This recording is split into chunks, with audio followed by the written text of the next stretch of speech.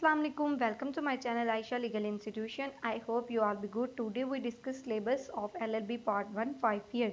5 year LLB Part 1 का जो syllabus है जिसके मुताबिक आपका पेपर होगा 2021 में, तो आज हम उस सिलेबस को डिस्कस करेंगे और साथ साथ मैं आपको ये भी बताऊंगी कि तमाम सब्जेक्ट में से कौन से क्वेश्चन है जो बहुत ज़्यादा इंपॉर्टेंट है, जो आपको पेपर के लिहाज से इम्पॉर्टेंट है और पेपर में आपको फ़ायदेमंद साबित होंगे। तो चलते हैं। और ये जो सिलेबस है आप पीडीएफ भी डाउनलोड कर सकते हैं नेट से। गूगल पे जाके रिसर्च बार में लिखेंगे university law college syllabus of LLB 5 year part 1, तो वो सिलेबस आ जाएगा। तो आप इसे पीडीएफ फॉर्म में भी डाउनलोड करके अपने पास सेव कर सकते हैं। जैसे आप सबको पता है कि पार्ट 1 LLB 5 ईयर प्रोग्राम में कितने सब्जेक्ट्स हैं, 6 सब्जेक्ट्स हैं और उनके 6 ही पेपर होंगे और टोटल मार्क्स आप सबको पता ही है कि 500 टोटल मार्क्स हैं।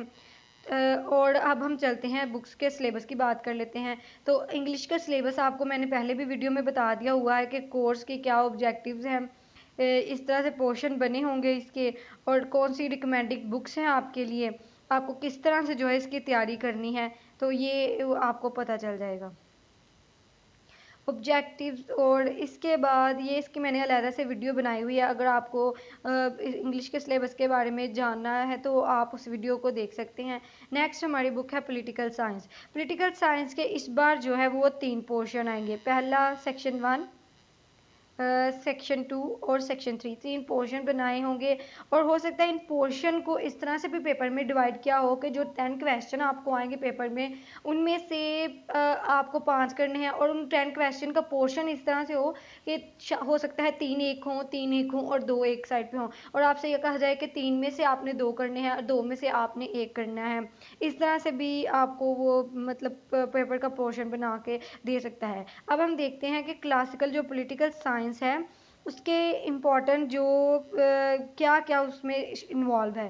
पहले में जो इन्वॉल्व है पॉलिटिकल साइंस में, उसमें आपसे यही पूछेगा कि पॉलिटिकल साइंस क्या है, उसकी हिस्ट्री बताएं, ये सारा कुछ। और पहला तो पॉइंट है state system, प्लूरिस्ट and एथलिक्स।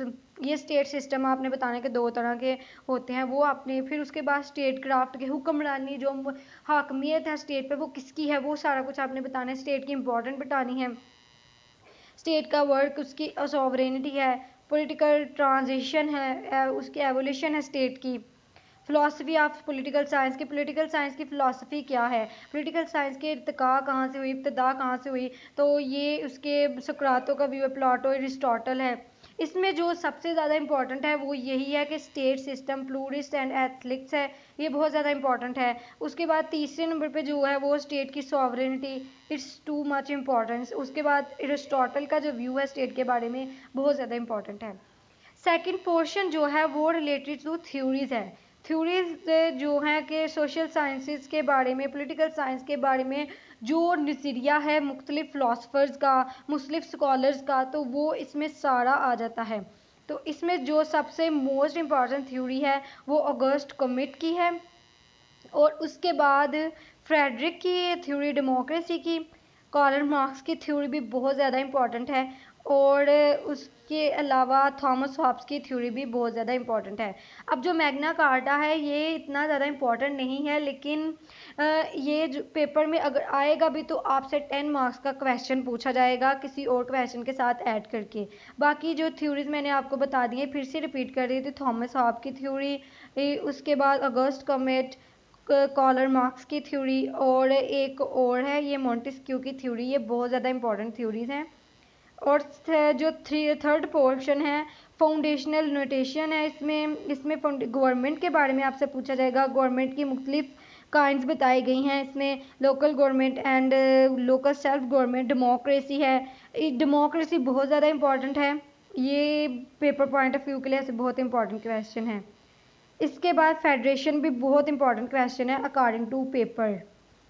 Modernisation and political development पूछा जाएगा आपसे कि जो गवर्नमेंट है उसकी मॉडर्नाइजेशन और पॉलिटिकल डेवलपमेंट बताएं। अब उसके बाद next question nature of government, इसमें federation, unitary form of government और कॉन्फेडरेशन। इसमें जो यूनिटरी फॉर्म ऑफ गवर्नमेंट है वो बहुत ज़्यादा इंपॉर्टेंट है। रीजन टाइप एंड ट्रांजिशन है, इसमें डेमोक्रेटिक, नॉन हाइब्रिड, हाइब्रिड जो है ये बहुत इंपॉर्टेंट टॉपिक है।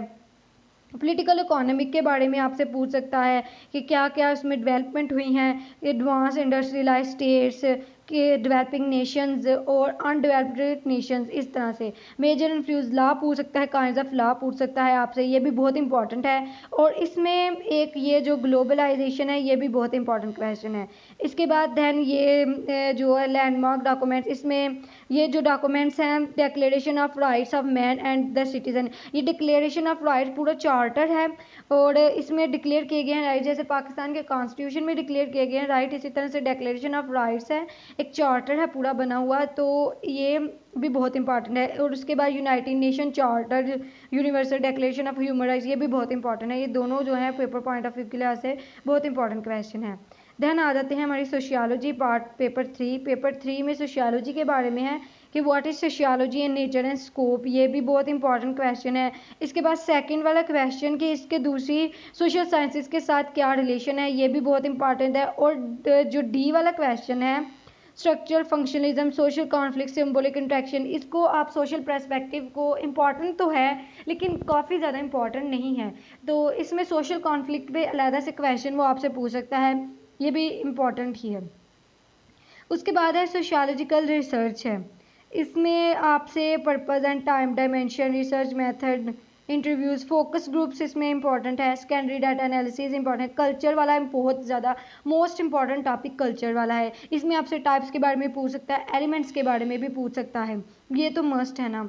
ये जो 3 टॉपिक हैं, जो 3 ये चैप्टर हैं, इसमें से तीनों में से एक क्वेश्चन ज़रूर आपको पेपर में आएगा।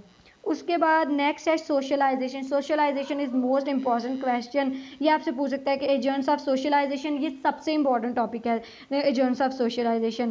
देन सोशल इंट्रैक्शन है, ये पूरा क्वेश्चन एक इसमें जो है वो कवर हो रहा है। उसके बाद इसमें जो इम्पोर्टेंट है वो सी पे है रोल, रोल पे जो है वो एक लहरा से क्वेश्चन पूछ सकता है, तो ये भी इम्पॉर्टेंट है। उसके बाद ग्रुप वाला, this is most important question group, और ग्रुप्स की टाइप्स आपसे पूछी जा सकती हैं कि इसकी टाइप्स बताएं।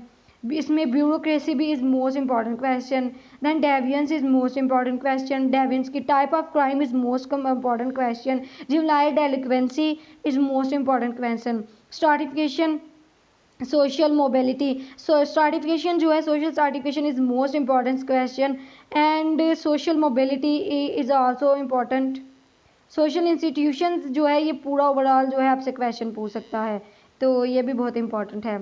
देन इसमें social change and social movements है, तो ये थोड़ा बहुत ही इंपॉर्टेंट आप इसे कह सकते हैं। सोशियोलॉजिकल जूरिस्प्रूडेंस भी ठीक है, sociological debates, social philosophy, governance, social problem in Pakistan is most important question, इसमें इलिटरेसी बहुत इंपॉर्टेंट है। Then physical violence, human trafficking, population growth is most important question. अब नेक्स्ट है हमारे पास philosophy of law. Philosophy of law में what is law, law बहुत important question है। इसके अलावा क्लासिफिकेशन ऑफ लॉ इंपॉर्टेंट है, imperative and positive law, imperative and positive law को वो ऐसे भी पूछ सकता है, Austin theory of law, conventional law, customary law, international law is most important question.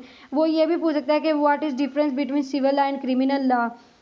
उसके बाद सोर्सेज भी बहुत इंपॉर्टेंट है, और ये 11 नंबर पे legal rights and duty rule of law is most important question. ये एक पोर्शन आपका बन गया और एक पोर्शन आपका थ्योरी का बन जाएगा 5 से लेके 10 तक। और इसमें जो इम्पॉर्टेंट थ्योरी है वो ये है, नेचुरल लॉ थ्योरी है, pure theory of law 7 number पे, और 9 नंबर पे अमेरिकन लीगलिज्म थ्योरी। ये मोस्ट इंपॉर्टेंट थ्योरीज हैं अकॉर्डिंग टू पेपर। तो इसके अलावा अब आती है हमारी इस्लामिक स्टडी। इस्लामिक स्टडी का जो सिलेबस है वो उर्दू में दिया गया है, तो उर्दू में यही है कि थोड़ा बहुत आपसे क्वेश्चन पूछे जाएंगे नबी पाक सल्लल्लाहु अलैहि वसल्लम की ज़िंदगी के बारे में, कुरान पाक में से कुछ अहादीस आएंगी, सीरत नबी से रिलेटेड ये क्वेश्चन, जो भी इसमें जो सिलेबस दिया है आप इसी के मुताबिक अपनी तैयारी मुकम्मल करेंगे तो आप जो है आपके अच्छे नंबर आ जाएंगे पेपर में। यही सिलेबस है, इसी को आपने मद्देनज़र रखते हुए अपनी तैयारी करनी है। पहले इसमें जो है वो सीरत नबी सल्लल्लाहु अलैहि वसल्लम है, इसमें आपको एक जो है 2 क्वेश्चन आएंगे जिसमें से आपने एक क्वेश्चन करना है। और इसके बाद इस्लामी तहज़ीब और सकाफ़त है, इसमें से भी आपको जो है एक क्वेश्चन 2 क्वेश्चन आएंगे जिसमें से एक आपने करने हैं। उसके अलावा जो यहाँ पे आयत दी गई हैं कुरान पाक से ली गई आयत है ये, तो ये सूरत अहज़ाब, सूरतुल बकरा, ये सूरतुल फातिहा, सूरत सफ, ये सब सूरतें जो इस पे दी गई हैं आपने इनके तर्जमे अच्छी तरह से याद कर लेने हैं। और ये 2 आयत आएंगी पेपर में, तो आपने एक आयत का तर्जमा करना है। इसके बाद अहादीस हैं जो इसमें दी गई हैं, अहादीस आपने वही पेपर में अपने याद करनी है। तो इसमें से 2 अहादीस आएंगी तो आपका पेपर जो है वो सॉल्व हो जाएगा, एक आपने करनी है। और ये वही अहादीस, ये वही आयत हैं जो हम बचपन से पढ़ते चले आ रहे हैं। उसके बाद ये रिकमेंडेड बुक्स आपको की गई हैं कि आप अगर पढ़ना चाहें तो ये मआरिफुल कुरान मुफ्ती मोहम्मद शफीक, तहफ़ीमुल कुरान सैयद अबू अली वदी, ये आप उनकी बुक्स लेकर जो है वो स्टडी कर सकते हैं। इसके बाद ये भी है कि बीए की जो इस्लामियत की बुक है, सोशियोलॉजी, फ़िलासफ़ी ऑफ लॉ की जो भी बुक है, आप अगर उससे उधर से भी तैयारी करना चाहें तो वहाँ से भी कर सकते हैं। इंग्लिश की भी जो है वो बीए की बुक से, ग्रामर से आप तैयारी कर सकते हैं। और ऑनलाइन टेस्ट भी होते हैं, आप वो भी जो है ऑनलाइन टेस्ट भी दे सकते हैं।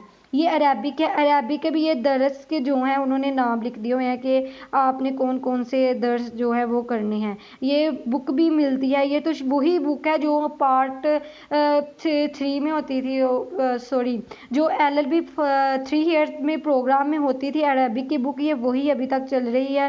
और ये 40 मार्क्स का पेपर होता है, वही सारा सिलेबस है। और अगर आपने अपनी अच्छी तैयारी करनी है तो पास पेपर जो अरेबिक के हैं उन्हें आप देख लें, 1-2 बार रीड कर ले तो वो आपकी तैयारी अच्छी हो जाएगी। इसके बाद 4 अहादीस है जिसमें से आपको उनका तर्जमा करना है उन अहादीस का, 2-3 दरस भी होंगे तो आप उनको अच्छी तरह से याद कर लें।